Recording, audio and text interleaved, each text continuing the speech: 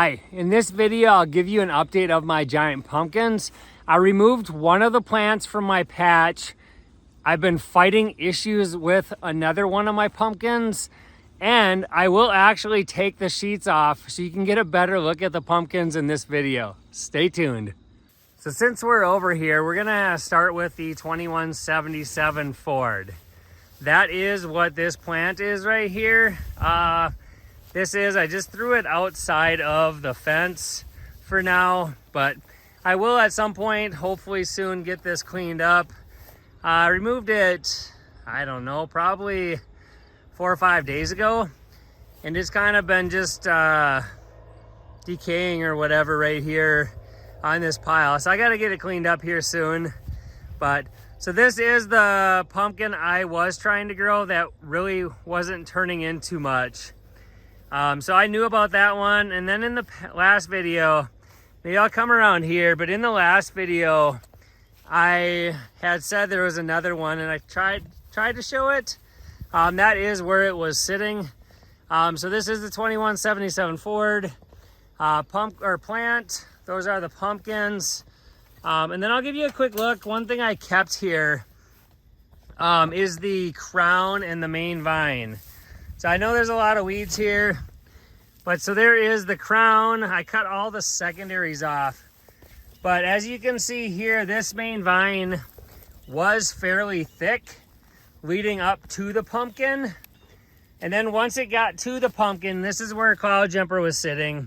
So once it got to the pumpkin, it kind of kinked, and I think I showed that in previous videos, but it kind of kinked there, and then the main vine followed along here and made its way basically up to the fence here. And if you notice, I know in the previous videos I mentioned I wasn't really watering any of this, and actually it's starting to dry out a little bit. But one thing, looks like I got something tunneling here. Hopefully it doesn't do any damage to existing pumpkins that I'm trying to grow, but I think we'll be fine. But we ended up, probably 4 nights ago, we ended up getting 3 inches of rain. I wasn't actually even expecting any rain. It's just a chance. So I wasn't really expecting any rain, and we ended up getting 3 inches of rain the one night in a short amount of time. So I haven't really watered. I did water this pumpkin a little bit, Astrid, today, but otherwise I haven't watered at all. And I came out here yesterday and I dug up, just in this open spot that's exposed to sun every day, I dug down a few inches in the soil here, in the wide open where the sun would hit it good. Was clumping up quite a bit yet. It's a little more crumbly today, but it was clumping up quite a bit yesterday, so there still was a lot of moisture in the ground. So kind of figured I shouldn't water too much because I don't want to rot out vines on the 1970.5 Turner or the 1931 Turner. So I did get a question, or I guess a suggestion from a user or a viewer that wanted me to put together a video showing how I lift these giant pumpkins. I will be lifting one of these tomorrow morning, but I don't think that will make it on this video. I don't think I'll get it on this video, but I will towards the end of this video, after I give an update on the pumpkins, I will go and explain my process, and hopefully if I can find some clips, I'll try to put some clips on the video while I'm talking about it, but I'll kind of show what I use, like what supplies I use for lifting the pumpkins, like pallets and foam and lifting ring and toe straps and all that. So I'll go through that and kind of explain it, and then I'll I guess maybe put clips on the video that kind of shows the process, but I have to find those clips, so it might or it might not make it on the video. So we're gonna start here at the 1970.5 Turner. Basically because that's where I'm at. It's by the 2177 Ford, which I just talked about. and I just took the sheet off this one. So these are the leaves. The plant on this side is still looking pretty good. Basically trying not to get too much of the sun in here so you can actually see things. But overall, the plant's looking good. I am having to pick tertiaries off this plant some, just making sure no pumpkins start forming. And without the 2177 Ford, you can see this vine, this secondary here better. This is the one that goes back over behind this pumpkin. And then you can see kind of where this plant ends here, where these weeds are. So this is the plant. I'll come closer, go closer to the pumpkin, but just want to give you an idea. This plant is fairly healthy.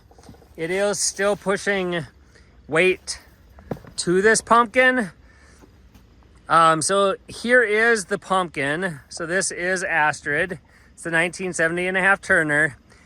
She is 92 days old today. So I measured her 2 days ago at 1898. She had gained the last 10 days, roughly 10 pounds a day, or maybe it was exactly 10 pounds a day. I can't remember. But I think for the first 5 of those days, it was around 12, and the last, or I guess it was 11 something, and then the past 5, it was like 8.8. So she is slowing down, but overall, I mean, from days 80 to 90, 10 pounds a day isn't bad in my mind. So she is still growing. She is, can't remember, I mentioned in a previous video how wide she is, but with all that rain, the biggest worry I have right now is along the base there. That crack's been staying dry, so I'm happy about that. But along the base of the pumpkin, I just want to make sure that sand stays dry. And one cool thing I noticed, hopefully this will show you down here, but if you can see right here, you can see that sand. It looks like the pumpkin is still pushing sand, so it's still growing and pushing that sand. And you can usually see it when it's crustier like that from after it got wet. When it pushes, then you can see it easier. But this, yeah, I'll show you this other side of her as well. Overall, I got some, she's doing well, but I got some, I think I got 5 mouse traps out here. And if you notice here, I have some cayenne pepper. I'm gonna probably try to increase that a little bit. Where my daughter had her fair pumpkin, the one fair pumpkin in my old patch, I noticed there is a pumpkin there that has deer chew marks on it. And I know it's deer because there's deer tracks and deer poop in the patch.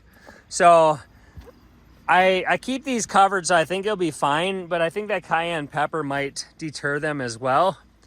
But since we're over here, I'm going to show you the plant on this side. So on the oldest part of the plant, she is looking fairly rough, just completely aged, tore up, probably from wind, nutrient deficiency.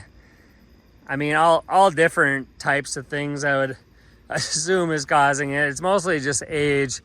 But back there, I mentioned in the last video, is aphids. I still haven't removed those leaves. And at this point, I'm not sure if I'll take the time to do that. But so this is Astrid. I'm gonna go around. I'll show you the other side of her plant and maybe a view of the pumpkin from over there. But then I will uncover Dolores and give you an idea what she's looking like. So now we're on the other side of the 1970.5 Turner. And overall, I think she's looking good. This right here, if this shows up on the camera, that yellow around the edges here, I think is most likely potassium deficiency. I'm not 100% sure, but that's typically, I think, what it is. And if you notice here, that is powdery mildew. At this point, both of my pumpkins only have about 2 weeks left in the patch. So if this gets bad, I'll probably remove the leaf. But at this point, I don't think I'm gonna spray.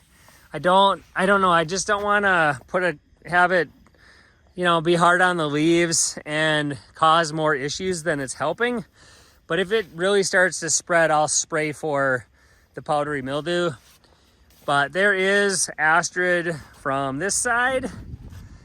She is I don't know. I think she looks really big, but I just can't imagine some of those that are estimating like 2,500, like another 500 pounds or 600 pounds on a pumpkin. It's just kind of crazy to me, but to me, she looks big. But anyways, we're gonna go over to Dolores now, and I'll kind of explain some issues. I'll get her uncovered, I'll move the fan, and talk through a few things. So this is Dolores. She is on the 1931 Turner plant. I'm not sure how well it's gonna show up with the sun, but her plant overall is looking good. I still keep getting tertiaries in there. I may remove some, I may leave them. I haven't fully decided yet.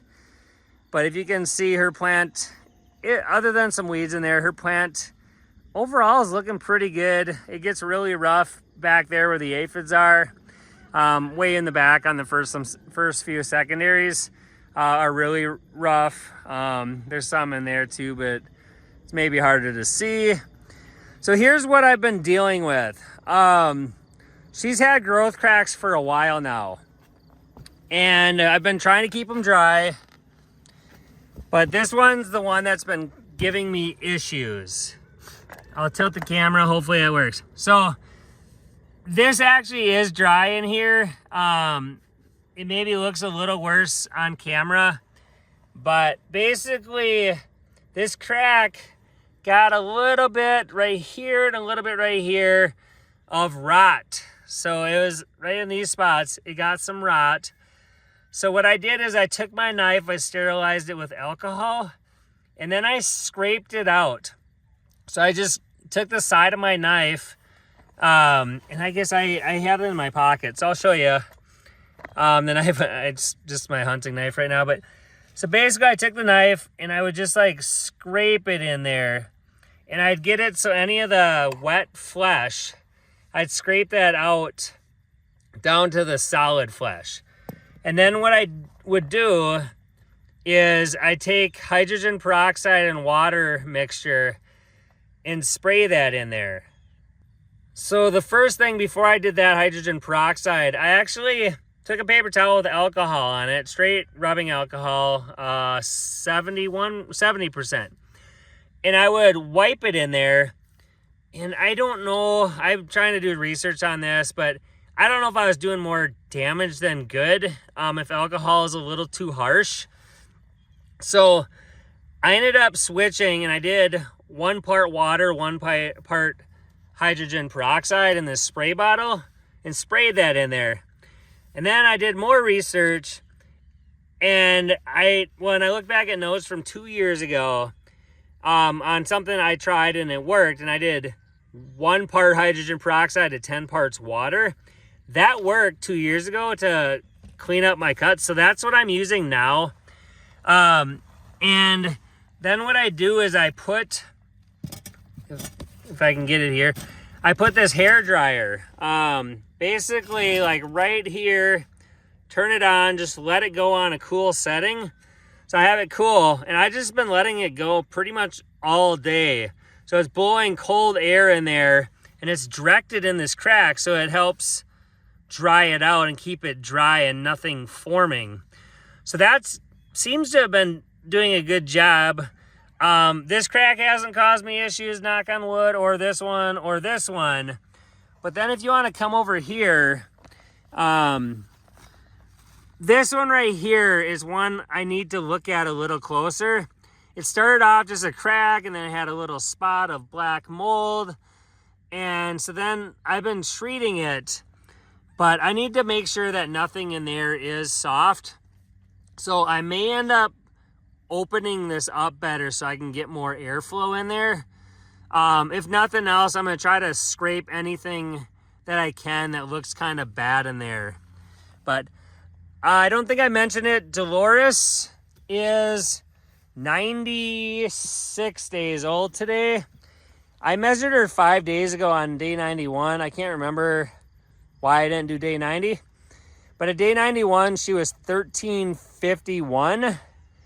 And she was gaining about 7.8 pounds a day for the previous 6 days, from 85 to 91. I forgot to measure her yesterday at day 95. So I don't know what she weighs right now, but she has been gaining around that 7 to 8 pounds, upper 7s, for quite a while now. So she hasn't really changed too much. She's been doing that for a while. So I'm going to go all the way around to the other side and give you a look at the cracks over there, because there's another one that's giving me issues on that side. So as I'm walking here through this kind of tight spot, accidentally stepping on leaves every once in a while, but I'm just kind of giving you a view of the plant from this side without me shadowing it too much. I'm going to end up probably getting my shadow blocking some of it when I get closer to her, but I'll try to get it where she's in the camera where I'm not doing that too bad. But this is the other side of Dolores, and overall these cracks have actually healed up pretty well. Sorry, I'm trying not to get the camera in there, but these cracks have healed up pretty well. Pretty much all of them have healed up. The only one that has been issues recently is this part right here. And so I cleaned that out. It's hard probably to see on camera, and it looks dark on camera, but it's really, I think it's pretty dried out, healed up. It gets the sun in the afternoon, so I think it's doing fairly well.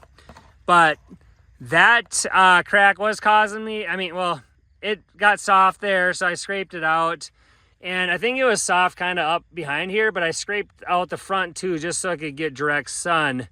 And it's plenty hard here. So I think that one's completely fine, other than, looks like there's a little snail here. Get that out of there. But yeah, so this is Dolores. Here's a kind of good look at how thick her stem is. When I cut her for the weigh off, just for fun, I think I'm gonna cut back there. And normally I put the stem in buckets of water the night before the weigh off while I have it cut. So I'll leave these on, but I think when I go to the weigh off, I'm gonna leave a bunch of this on, just so people, like especially the spectators that don't grow, they can maybe see how thick these are. I know it'll get cut back before it weighs. It needs to be, I think, 1 inch from the stem. So it's gonna get cut off, but sometimes it's fun just to have them there just so people can see how thick some of these vines can get. But yeah, so this is Dolores, and definitely a pretty color, just like her mom was. So that 1931 was named Blanche. She was a very pretty pumpkin. And this one is, other than like kind of the little bit of weird stuff here from the heat, pollinating in the heat, she is a really pretty pumpkin. Well, since we're over here, we might as well go look at this side of Astrid. I don't know why not. But yeah, so she is, I don't know, looks good. But yeah, so anyway, I got this fan that sits there and blows at the stem. I had issues there like a month ago. It's been dry ever since. The other day yesterday I did put the fan, or maybe it was earlier today, I did have the fan down there blowing under just to dry out some of that sand. And I may do that again. I may move more fans over here just to get some more airflow. But yeah, so that is Astrid. And we will talk about kind of how I lift my pumpkins now. Okay, so I'm going to do my best here to explain how I lift my giant pumpkins. Hopefully I can put clips up on the screen while I'm doing this. It'll make so much more sense if you can actually see it happening. So I'll probably throw some clips up on the screen of lifting a previous pumpkin, probably from a previous year. But this is my lifting ring. So that is the ring. And then it's got all these straps that come down off of it. Okay, so I'll take these straps, I'll set that lifting ring on top of a sleeping bag on top of the pumpkin, and then I'll spread these straps out evenly around the pumpkin. And one thing everybody wants to know is how you get the strap or the straps to go under the pumpkin. Well, all you're doing is you're running a toe strap, or that's what I run through, a toe strap through all of these loops. So all these loops go down to the bottom of your pumpkin, and then you run a toe strap around the widest part of your pumpkin, that's the toe strap I use right there. But you run it around the widest part of your pumpkin and then cinch it up. So then when this lifting ring picks up, it tightens itself and keeps itself from, slipping up over the pumpkin. So you don't have to have the strap completely under the pumpkin, just under the widest part. So what I do, and hopefully I get this on camera, or I put some clips on the video, but we lift it up, and then we get it up high enough so I can look at the bottom, and then put it on a pallet. So I put a pallet, which I have over on the trailer on the truck, or behind the truck, and then we, so I guess you can see the truck I use. From here, you can't really see the trailer too well, but I have the truck over there. It's a farm truck, and then there's a flatbed trailer behind it. But so anyways, we put the pumpkin on the pallet on some foam, and then end up lifting the pallet up onto the trailer. So we don't lift ours. I've seen videos where some people, let me flip the camera on. So I've seen videos where some people will lift theirs out of their patch and potentially over a house and put it down in their truck, or at least up high enough to put it in the truck. I lift mine just high enough so I can look under it, slide a pallet with some foam under it, and then we set the pumpkin down. I don't want to be carrying my pumpkin all over the place with the straps. So I do it so we can get on a pallet, and then we take the forks of the skid steer and lift it up and put it on the trailer. So one thing I guess I didn't show, and I'll show it here quick, hopefully. But basically, we hook a chain through this loop right here and hook that to the forks of the skid steer. So we'll put the forks right together, wrap the chain around, hook it, loop it through the top of this lifting ring, and then lift it up. And then after we put on the pallet, we have to spread the forks out, put it through the pallet, and then lift it onto the truck. One other thing, I'll show you what I do, and I know everybody does it different. Some people have cargo nets. I might look into that in the future. At this point, I don't have that. But if I get some and I try it out and I like it, I'll let you know. But I take these, I don't know if I can get far enough away. I got these pool noodles here. These are the ones I've used for years.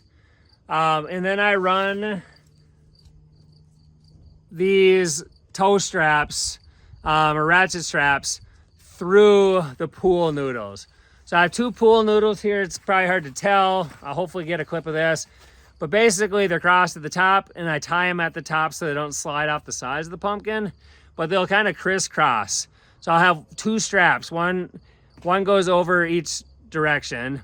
And the reason they're in these pool noodles is mainly just to try to keep the ratchet straps from digging into the pumpkin. My first year, I was worried about tightening it too tight. So I tightened it, and I didn't even tie it at the top. So I was going down the road, and the straps, I'd be watching really close because I was super nervous my first time, but the straps kept sliding off because they weren't tied at the top. So make sure to tie it at the top if you cross straps like I do. But anyways, I ratcheted it. It wasn't super tight because I was worried about damaging it. I thought if I tightened it really tight, I'd probably bust the pumpkin. So I go down the road, hit a few bumps, and notice that the straps are coming loose. So now what I do is I tighten it pretty tight, and then I go down our roads, which are not the greatest roads around here, and I hit a few good bumps, and then I'll stop and I'll tighten it up, because my pumpkins are typically sitting on 1.5 inches or 2 inches of that rigid foam. And what happens is if they're heavy enough and you hit some bumps, they'll settle into that foam. So after you hit a good few bumps, they settle into that foam. So you want to retighten your straps if you run into that, because mine always typically settle a little bit into that foam, and then I retighten everything before I get going too far. And like the first time I did it, where they kept sliding off because I didn't tie them at the top, I had to stop. I had to stop all the time to fix the straps. Now that I tie it at the top, and I figured out that it hit a few bumps and I tighten it again, I can go pretty good without, or pretty far, or make it the whole way without really worrying about it too much. Even if you have a bouncy trailer, it should hopefully stay on there. But I have seen some pictures of pumpkins that started on a pallet, and by the time they got to the way out, they were almost off the back of the pallet or back of the trailer. Luckily that hasn't happened to me, knock on wood, and hopefully it doesn't. So hopefully that explanation of, I really appreciate the question or the suggestion on how I lift my pumpkins. It's hard to explain when you're not actually doing it. And when I'm doing it, I'm usually a little stressed out and short on time. So it's hard for me to get it on video at that time, or at least talk through it. I can get it on video typically, but to talk through it, it's kind of difficult to do at the time, just because I'm usually a little nervous. I'm short on time. I'm always not ready when my dad or uncle show up with a skid steer to lift it. So hopefully the clips get on the video. And if anybody else has more questions, I'd love to hear them. If you want to see something in a video, hopefully I get clips on to show kind of what I do for lifting. But that is where this video is going to wrap up. I do appreciate everybody watching. Hopefully everybody that is a grower has an excellent weigh off, gets their pumpkins lifted, gets them to the scale, everything's good. Thanks for watching.